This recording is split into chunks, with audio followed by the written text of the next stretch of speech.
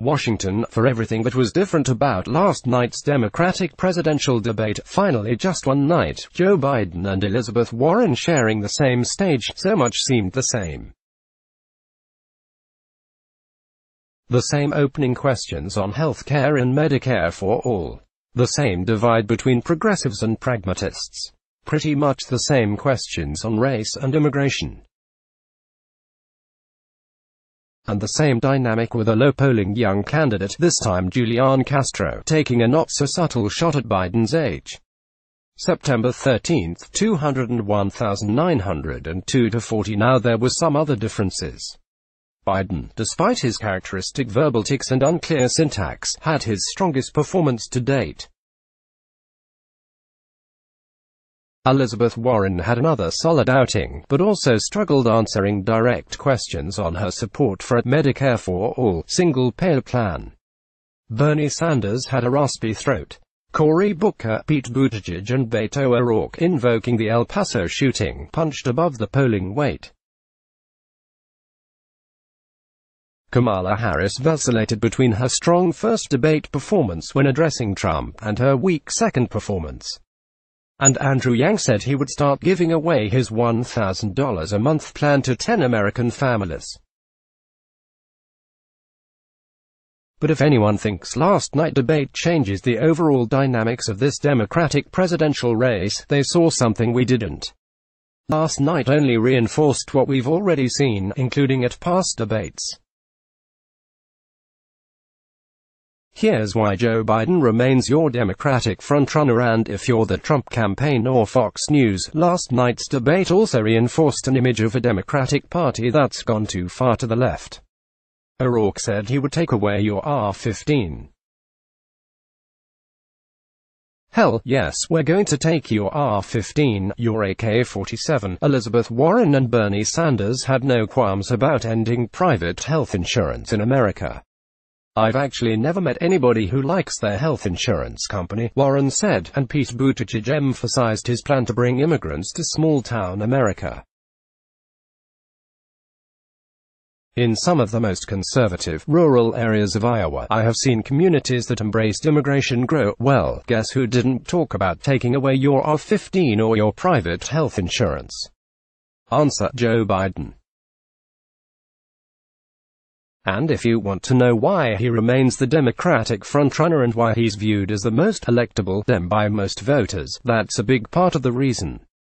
Right now, Biden is dominating the lane of Democratic primary voters who believe replacing Trump is the #1 priority. 2020 Vision, fact-checking Castro vs. Biden. The most contentious portion of last night's debate was when Castro took on Biden. Castro: the difference between what I support and what you support, Vice President Biden, is that you require them to opt in and I would not require them to opt in. They would automatically be enrolled. Biden: they do not have to buy in. They do not have to buy in. Castro: you just said that. You just said that 2 minutes ago. You just 2 minutes ago that they would have to buy in. Snip. Castro: are you forgetting what you said 2 minutes ago? Are you forgetting already what you said just 2 minutes ago? I mean, I can't believe that you said 2 minutes ago that they had to buy in and now you're saying they don't have to buy in. You're forgetting that, but, per NBC's Mike Memoli, here's what Biden did say earlier: anyone who can't afford it gets automatically enrolled in the Medicare-type option we have. Bottom line, it sure looks like Castro got his attack wrong. NBC's Benji Salon adds that it appears Biden and Castro were talking past each other, with Castro highlighting a significant difference in their plans, while Biden was accurate in describing his own plan. Still, talking past each other doesn't justify "are you forgetting what you said 2 minutes ago" response. On the campaign trail today, the day after the debate, Bernie Sanders stumps in Nevada, holding a town hall in Carson City and a rally in Reno. Kamala Harris raises money in Chicago. Steve Bullock, Tom Steyer, Michael Bennet and Tulsi Gabbard are in Iowa. And Tim Ryan remains in New Hampshire. Saturday, Elizabeth Warren attends the Mass Agenda Convention in Springfield, Massachusetts.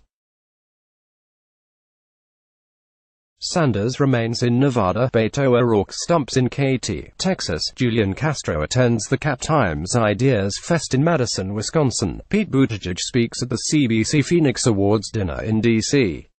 And Gabbard and Bennett stay in Iowa. Dispatches from NBC's embeds after the third presidential debate ended. Arguably the real debate began in the spin room, where candidates and surrogates tried to maximize certain parts of their night and spin some other ones. Per NBC's Gary Grumbach and Priscilla Thompson.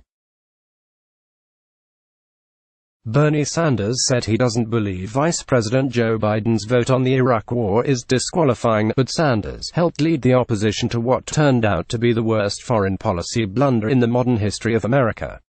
During the debate, Biden expressed regret at voting for the war. Andrew Yang commented on the legality of his freedom dividend. On the debate stage, Yang promised to give 10 people $1,000 per month for 1 year. We have an army of lawyers who signed off on this and said it was perfectly legal, but I want everyone to reflect for a moment that we are at a point in time when a billionaire can spend $10 million plus buying his way onto the debate stage, and everyone thinks that is okay, but then us literally giving money to Americans, somehow that is problematic. Wink, wink. Tom Steyer, tweet of the day. One big thing still not brought up at this debate, that is almost always discussed when you ask why never Trump. Republicans voted for Trump, the federal judges and the Supreme Court. That's the share of Americans who are in favor of a mandatory buyback program of assault-style weapons, according to an NPR PBS NewsHour Marist poll. Almost exactly the same share, 46%, are opposed.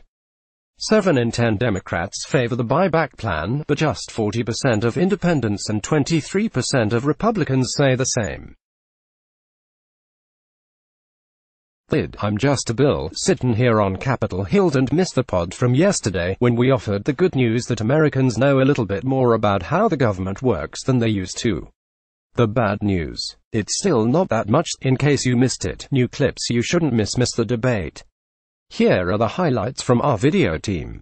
Meanwhile, the president had his own lengthy speech in Baltimore as counter-programming to the debate. Dan Bells writes that Biden got the debate performance he needed, even though it was far from perfect. The Air Force says it sent crews to Trump's Scotland resort as many as 40 times since 2015. Boris Johnson says he didn't lie to the Queen about his reasons for wanting to suspend Parliament. Trump agenda: another subpoena. The House Foreign Affairs Committee has issued a subpoena to Trump's envoy, who was negotiating with the Taliban. Ivanka Trump says she got her moral compass from her dad. Rudy Giuliani's divorce is getting ugly and public. John Lewis may be close to announcing support for impeachment. Trump says he wants to tackle homelessness in California, but the plans are hitting lots of snags. What's next for Andrew McCabe? The Cheney v. Paul Twitter wars are still flaming. 2020: is Yang's giveaway legal? So, is Andrew Yang's $10,000 giveaway legal? The New York Times looks at the new urgency on the Democratic debate stage. Is Joe Biden still the front-runner? Let's block ads. Why?